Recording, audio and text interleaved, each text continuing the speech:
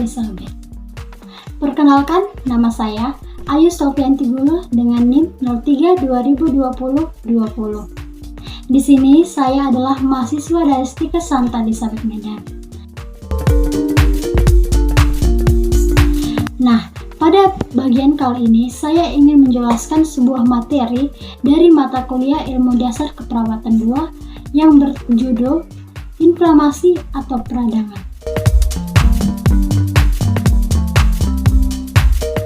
Peradangan atau inflamasi adalah suatu respon protektif untuk melindungi diri kita yang bertujuan untuk menghilangkan penyebab awal jejak sel serta membuang sel dan jaringan nekrotik lainnya yang diakibatkan oleh kerusakan sel. Nah, teman-teman, ada lagi definisi lain dari peradangan atau inflamasi, yaitu inflamasi atau peradangan merupakan mekanisme tubuh melakukan perlindungan dari paparan mikroorganisme asing seperti bakteri, virus, jamur, dan parasit. Pada saat tubuh kita melakukan perlindungan, maka sel darah putih dan zat kimia lainnya yang ada di dalam tubuh kita ini akan melakukan perlindungan atau membentuk suatu perlindungan untuk mempertahankan keseimbangan dari tubuh kita. Maksudnya untuk melindungi tubuh kita agar tidak terpapar dari penyebab-penyebab penyakit seperti agen bakteri tadi, virus, dan jamur. Nah, definisi dari peradangan sudah saya jelaskan. Berikutnya, peradangan atau inflamasi ini juga memiliki keuntungan dan kerugian. Adapun keuntungan dari inflamasi ini yaitu sebagai pembentukan fibrin, transportasi obat, dan untuk memulihkan jaringan yang telah rusak. Nah, kerugian dari inflamasi ini atau peradangan ini bagi tubuh kita yaitu adanya rasa nyeri, kulit kita menjadi rusak atau daerah di sekitar peradangan menjadi tidak normal dan adanya reaksi imun yang tidak tepat. Tanda-tanda dari inflamasi atau tanda dan gejala peradangan yaitu pertama ada rubor atau kemerahan. Pada saat misalnya kita terkena pisau, maka hal pertama yang kita lihat itu atau reaksi pertama yaitu kulit kita menjadi merah. Tanda yang kedua ada tumor atau pembengkakan. Nah, setelah luka kita itu merah, berikutnya yaitu luka kita menjadi bengkak atau bagian kulit kita itu yang di lapisan luar menjadi membesar. Nah, tanda yang ketiga ada kolor itu panas. Nah, kita merasa pada bagian luka tersebut menjadi sangat panas, itu dikarenakan tanda dari gejala inflamasi pada tahap ketiga. Selanjutnya ada dolor yaitu nyeri. Nah, pastilah kita luka, kita merasakan nyeri pada bagian luka tersebut. Itu adalah tanda dan gejala dari inflamasi tahap keempat.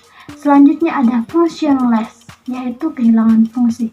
Apabila kita berluka di jari-jari kita atau di bagian daerah tertentu, maka jari-jari kita ini tidak dapat berfungsi seperti biasa.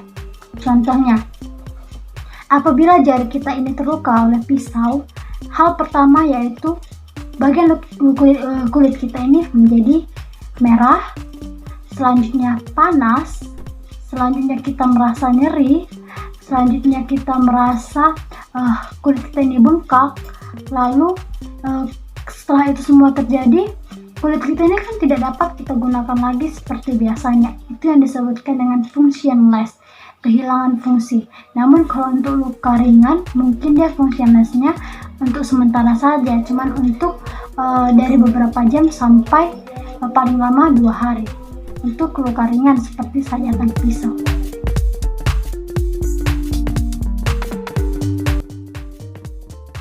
Nah, Inflamasi ini terbagi menjadi dua, yaitu inflamasi akut dan inflamasi kronik.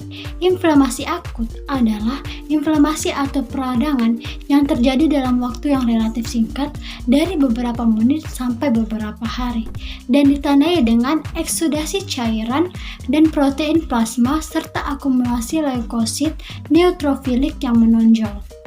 Selanjutnya ada inflamasi kronik yang berlangsung lebih lama, yaitu berhari-hari sampai bertahun-tahun dan ditandai khas dengan influks limfosit dan makrofag disertai dengan proliferasi pembuluh darah dan pembentukan jaringan parut.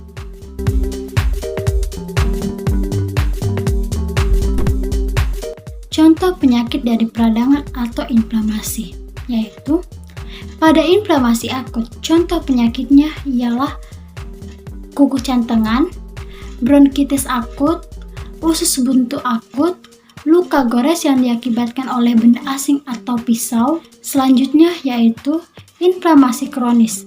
Contoh penyakit dari inflamasi kronis ini adalah tuberkulosis, asma, sinusitis kronis, hepatitis kronis, ulceratif kronis, dan periodontitis kronis.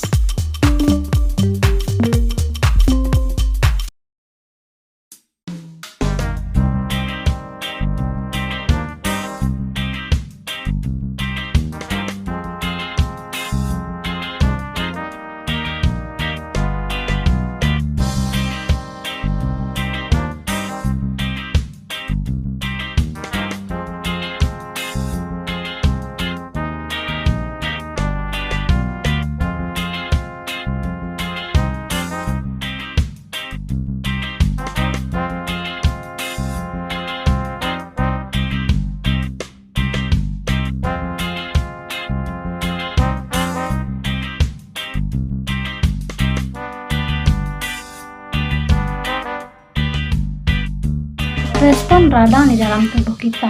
Yang pertama, seperti kita lihat di video ini, bahwa inflamasi itu terjadi ketika kulit kita terluka atau adanya jaringan yang terbuka. Maka bakteri akan masuk ke dalam jaringan yang terbuka tersebut. Lalu tidak lama kemudian senyawa kimia histamin kemudian dilepaskan karena terjadinya kerusakan jaringan. Maka kapiler darah menjadi permeable. Dan terjadinya peningkatan permeabilitas kapiler darah yang menyebabkan protein dan cairan dalam pembuluh darah masuk ke jaringan sehingga menimbulkan pembengkakan, kulit menjadi merah dan rasa sakit.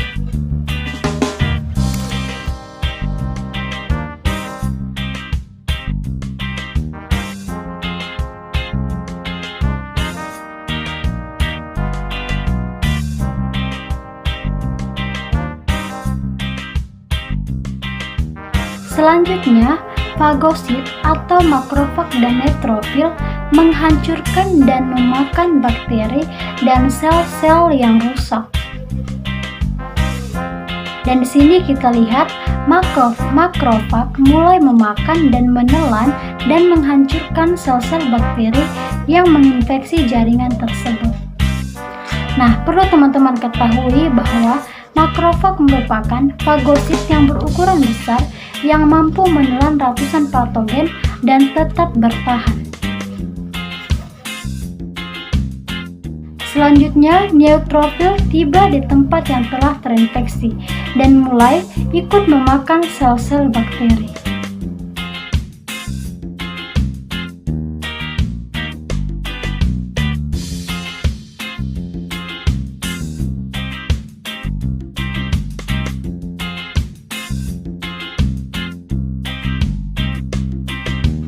Nah teman-teman, neutrofil merupakan salah satu tipe sel darah putih yang berfungsi untuk melawan mikroba yang menyerang tubuh, yang berperan dalam sistem kekebalan tubuh.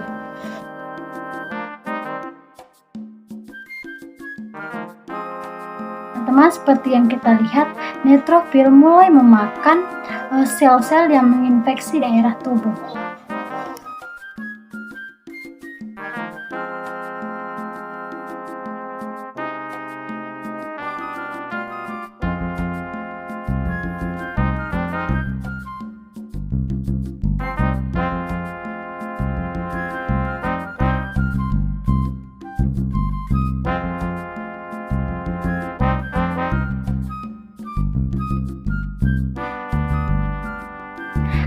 seperti yang kita lihat berikut ini.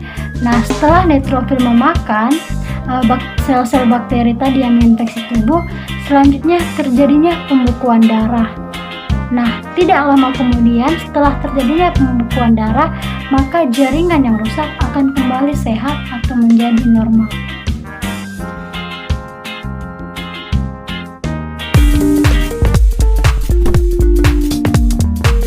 Ini mendapat alasan pasar mengenai materi karena informasi